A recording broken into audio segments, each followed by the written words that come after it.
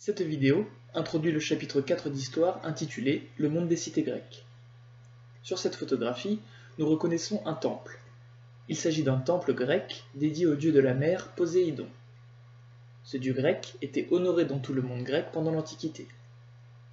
À quelle période de l'Antiquité correspond le monde grec?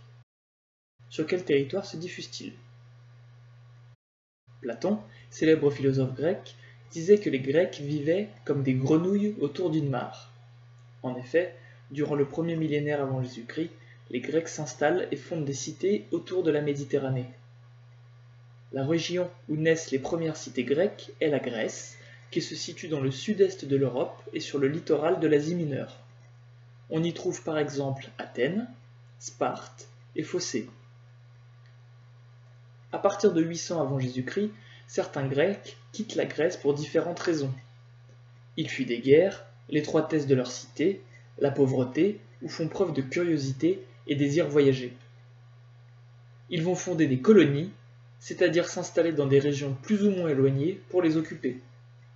Ils vont y créer de nouvelles cités, autour de la mer Noire, en Sicile et dans le sud de l'Italie, comme l'exemple de Syracuse, au sud de l'Asie mineure, dans le nord de l'Afrique, comme à Cyrène, ou dans l'ouest de l'Europe, au contact des Celtes, à Massalia, et en péninsule ibérique.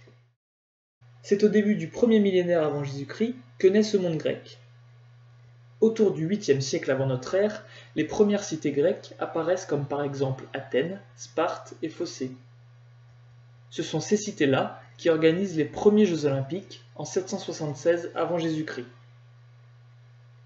C'est au même siècle que sont rédigées deux des œuvres littéraires majeures du monde grec qui sont parvenues jusqu'à nous, l'Iliade et l'Odyssée. Le monde grec est en pleine expansion. Du 8e au 6e siècle avant Jésus-Christ, des cités sont créées autour de la Méditerranée. On parle alors de colonisation grecque. La mer Méditerranée à cette époque est donc bien la mare à laquelle faisait référence Platon. Mais attention, les Grecs ne sont pas seuls autour de cette mer. Ils doivent cohabiter avec d'autres peuples tels que les Perses, les Phéniciens ou les Celtes. Cette cohabitation n'est pas forcément pacifique. À partir du 5e siècle avant notre ère, le monde grec affronte les Perses dans ce que l'on appelle les guerres médiques.